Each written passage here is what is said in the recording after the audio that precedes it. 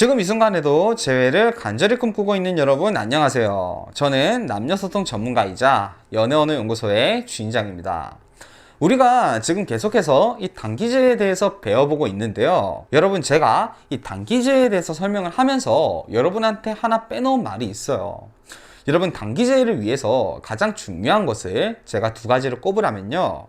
하나는 지금 우리가 대체 어떤 상태에 놓여진 것인지, 상대방이 어떤 상태인지를 확인을 하는 이 인지 능력과, 그리고 단기재에는 어쨌든 자녀 감정이 어느 정도 있는 상태에서 우리가 하는 것이라고 우리가 배웠는데, 감정은 어느 정도 남아있는 상태에서 상대방이 가지고 있는 이성적인 장애물에 대해서 설득을 해내는 능력입니다.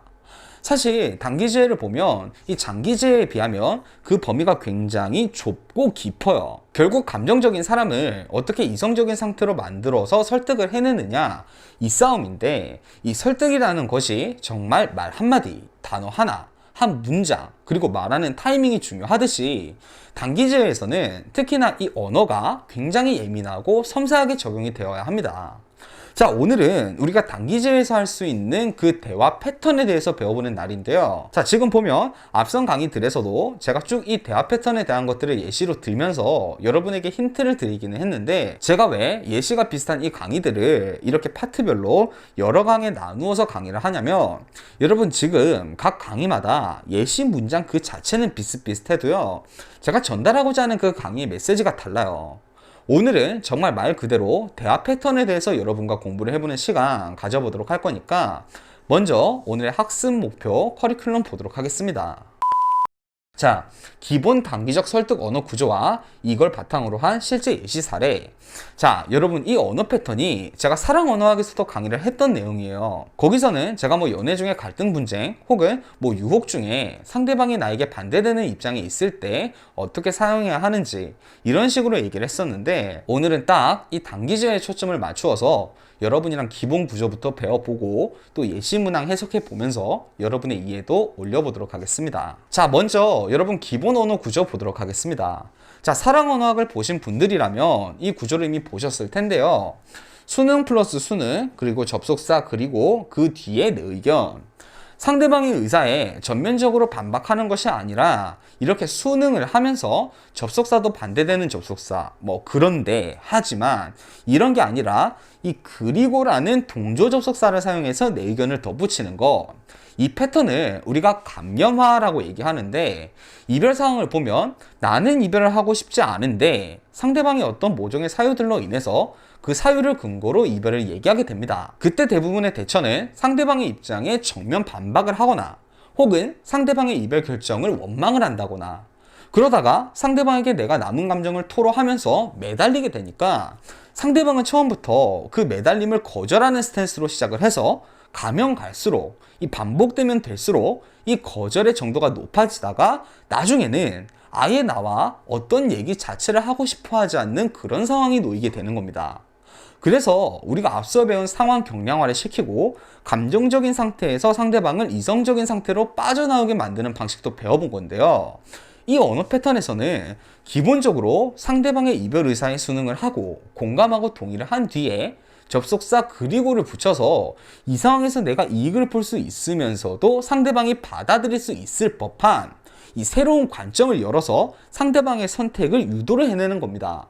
자, 먼저 우리가 본격적인 단기제외 예시를 보기 전에 이 언어 패턴 그 자체에 대해서 이해를 해야 하니까, 제가 하나의 이별과는 관련이 없는 이 사랑 언어학에서 사용을 했던 예시를 먼저 하나 보여드리도록 할게요. 연애 전 상황에서 나는 술자리에서 만난 사람이랑은 연락하고 싶지 않아, 이렇게 주장하는 상황이라고 봅시다. 그럼 이 상황에 감염화를 사용을 하려면 먼저 상대방이 내세우는 논지를 알아야 합니다. 대체 왜 술자리에서 만난 사람이랑 연락하기가 싫은가? 자, 먼저 여기에 대해서 질문을 던지는 것이죠. 왜 술자리에서 만난 사람과는 알고 안 지내시는 거예요? 자, 물론 여러분 사실 이유는 뻔하죠. 이렇게 주장하는 여자들이 단순히 지인들과의 술자리에서 알게 된 그런 사람, 이런 사람을 지칭하기보다는 헌팅이나 클럽이나 이런 가벼운 공간에서 만난 사람들을 지칭을 해서 술자리에서 만난 사람, 이렇게 얘기를 하는 것이죠. 그럼 굳이 우리가 질문을 하지 않더라도 이 상대방의 의사를 우리가 가늠해 볼 수는 있습니다. 그냥 목적이 불순하고 그로 인해서 내가 상처를 받거나 시간과 감정 낭비를 하는 것이 싫어서. 대부분 이런 이유가 술자리에서 만난 사람과의 인간관계를 꺼리는 사람들의 논지겠죠. 근데 그럼에도 불구하고 우리가 이렇게 질문을 하는 이유가 뭐냐면 상대방에게 이 말을요 자신의 입으로 내뱉게 만들기 위해서입니다. 그럼 우리가 이 논지를 가지고 이어가 보자면, 그냥 목적이 불순하고 그런 사람들이랑은 뭐 결론도 좋지도 않고 시간 낭비예요. 상대가 이렇게 얘기를 했다고 가정합시다. 그때 우리는 이 감염화의 언어 패턴을 적용을 하는 겁니다. 그렇죠. 아무래도 공간이 공간인 만큼 당연히 이런 공간에서는 생각도 마음도 가벼운 사람들이 많고 그것 때문에 시간 낭비하는 짜증스러운 일들이 생기니까 오히려 이렇게 좀 인간관계 맺는 거에 조심스러운 분들을 보면 생각도 좀 깊어 보이고 또 인간관계도 가볍게 여기지 않는구나 이런 생각이 들어요. 그리고 사람은 어디서 만났는지도 중요하지만 그 사람이 어떤 사람인지도 중요하더라고요. 그리고 그건 그 사람이랑 대화를 해봐야 알 수 있는 거더라고요. 저랑 얘기하시다가 똑같이 시간이나 감정 낭비라고 생각이 드시면 그때 가서 연락하지 않으셔도 나쁘지 않지 않을까요? 자, 여기서 보면 그렇죠부터 이런 생각해요.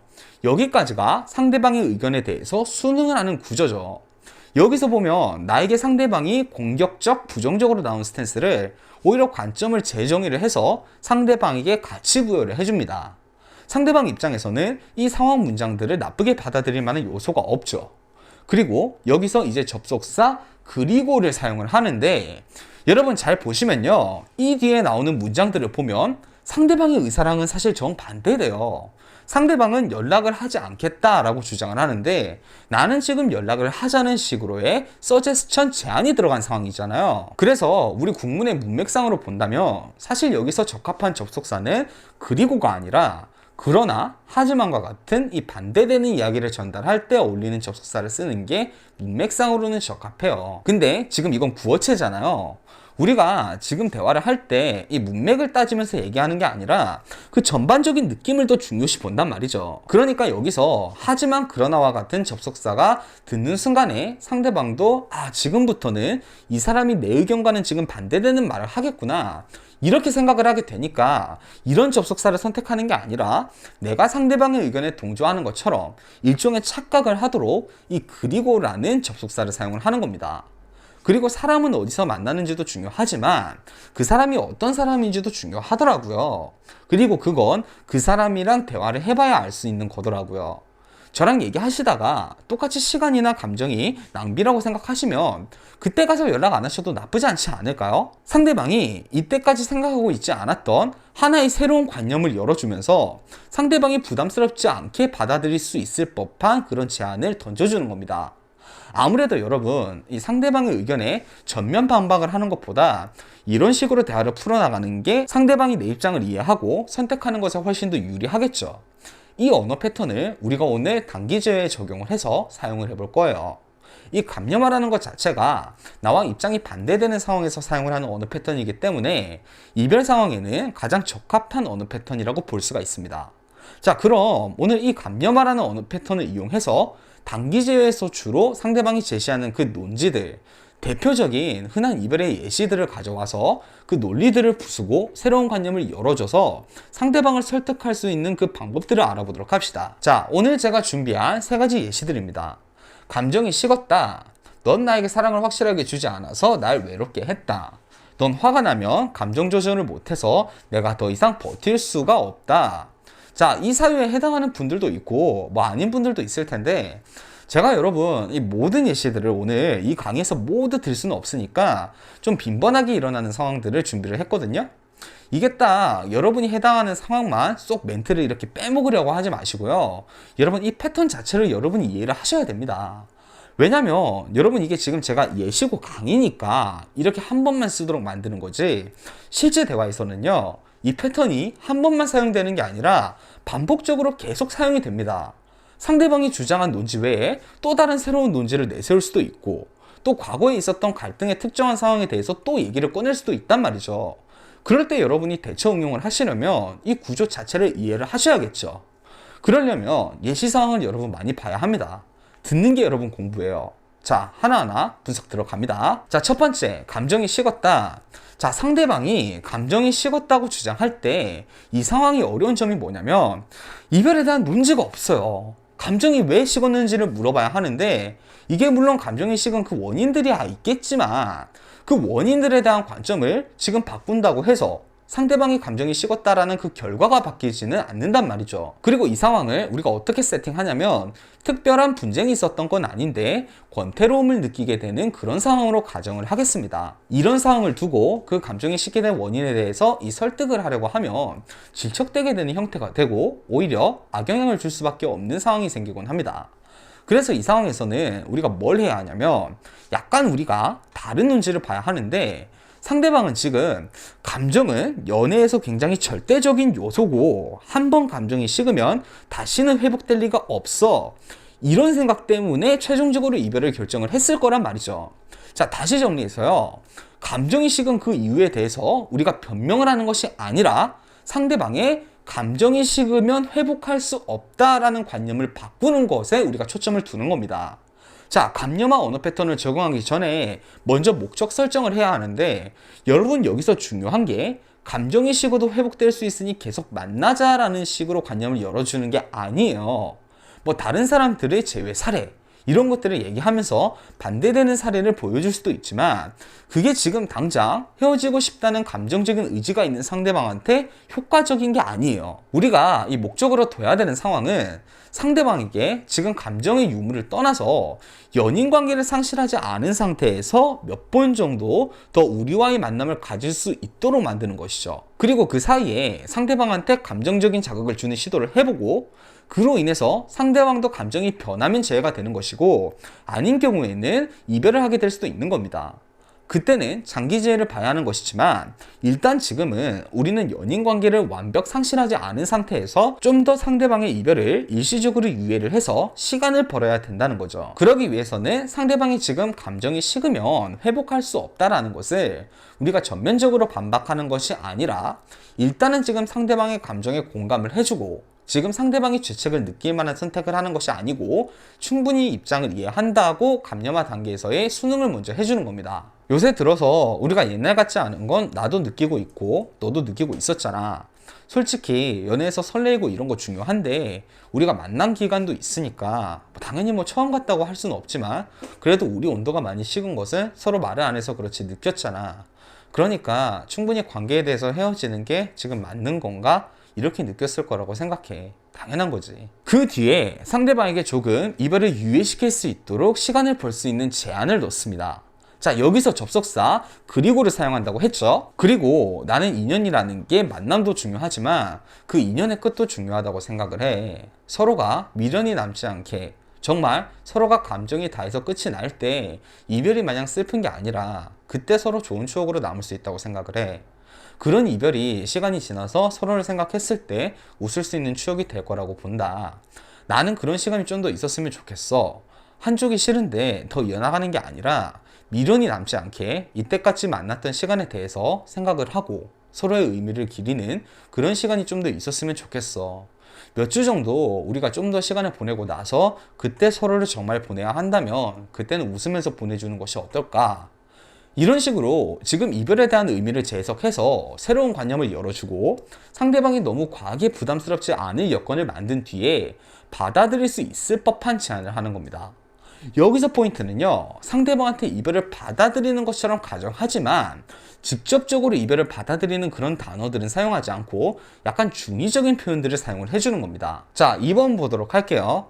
넌 나한테 사랑을 확실하게 주지 않아서 날 외롭게 만들었다.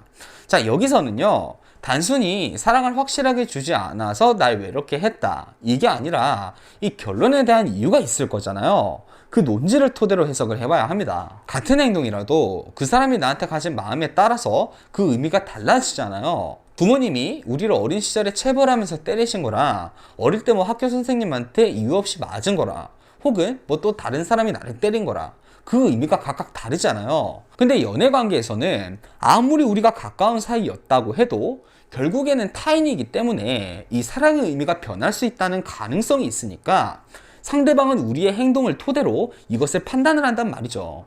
그래서 여기서는 상대방이 생각하는 그 의미를 바꿔주어야 합니다. 보통은 이런 상황에서 이별을 얘기할 때 굳이 질문을 하지 않아도 이미 상대방이 이 사유에 대해서 말을 하면서 이별을 얘기하는 경우가 많지만, 우리는 일단 언어 패턴을 배우는 거니까 먼저 상대방한테 질문을 던집니다. 넌 왜 내가 너를 사랑하지 않는다고 생각해? 그럼 상대방 입장에서는 뭐 연락이나 나의 행동이나 이런 것들을 토대로 그 이유에 대해서 얘기를 하겠죠. 여기서 제가 연락이라는 것을 이유로 더 볼게요. 넌 어느 순간에 연락도 그렇고 나한테 집중하지 않았어. 연락 빈도도 그렇고 전화를 한다 해도 넌 나한테 아무 말도 없었고, 그 대화에서 나는 네가 식은 걸 느꼈어. 여기서 상대방의 논지를 보면요, 연락과 나한테 관심을 주지 않는 사람은 나를 사랑하지 않는 사람이다 라는 논지가 있는 것이죠. 근데 실제로 여러분 그런가요? 이 모든 상황에서 이게 다 적용되는 것은 아니란 말이죠. 이 관념을, 다른 관념을 열어서 바꿔봅시다. 그럼 여기서도 마찬가지로 먼저 상대방의 의견에 순응을 합니다. 그래, 네가 속상했을 것 같아. 왜냐면 우리가 처음에는 연락하는 게 이렇지 않았으니까. 한 번 얘기를 해도 서로 할 말도 많았는데 어느 순간에 우리 연락하고 대하는 게 많이 달라졌으니까. 보통 사람들은 그렇게 연락하고 대하면서 사랑을 느끼잖아. 자, 여기까지 수능 문장입니다. 그리고 나서 접속사 그리고를 이용해서 관점 열어줍니다. 그리고 우리가 연락 빈도 같은 거 연애하면서 진짜 중요하지만, 진짜 중요한 건 그 사람한테 어떤 마음을 가졌는지가 제일 중요하다고 생각하거든. 우리가 바쁘다 보면 사실 일주일에 부모님한테 연락 한두 번 드리기도 힘들 때도 있잖아. 명절 아니면 내려가지도 못하고. 그렇다고 우리가 부모님 사랑하지 않는 거 아니잖아. 나는 내가 너한테 연락이나 이런 거 잘했다고 얘기하는 게 아니라, 네가 생각하는 것처럼 내가 너를 사랑하지 않아서 연락을 안 한 건 아니라고 말해주고 싶어. 사실 나도 고민이 있었어.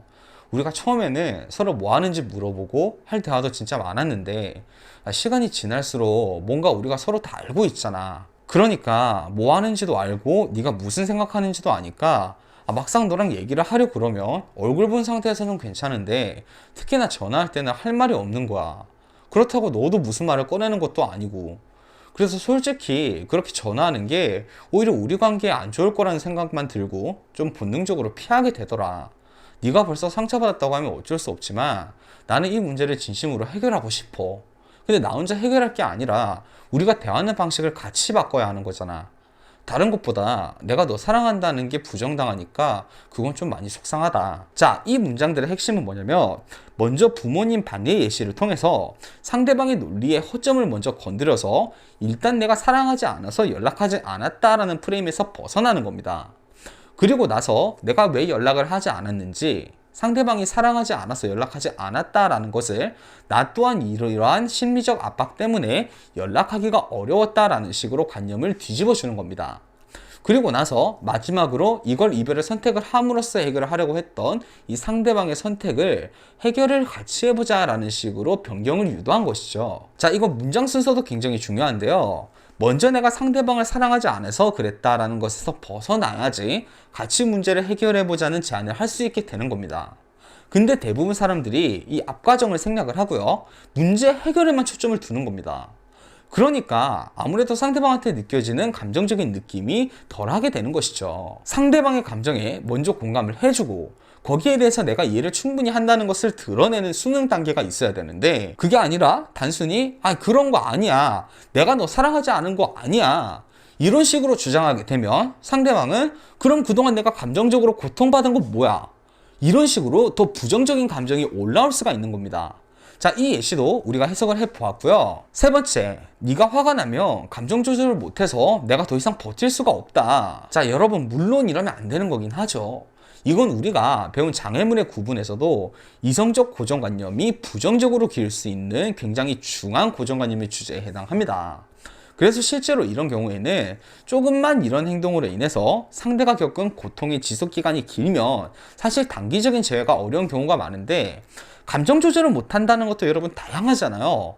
뭐 폭언과 같이 해서는 안 되는 감정 조절 부재도 있고, 그게 아니라 뭐 눈물처럼 좀 가벼운 형태의 감정 조절 부재 형태도 있습니다. 근데 이게 너무 중요한 경우에는 사실 이 단기 제외 자체가 성립되기가 어려운 것은 맞는데, 그래도 일단 우리가 해야 하는 작업으로는 적어도 후처치는 해야죠.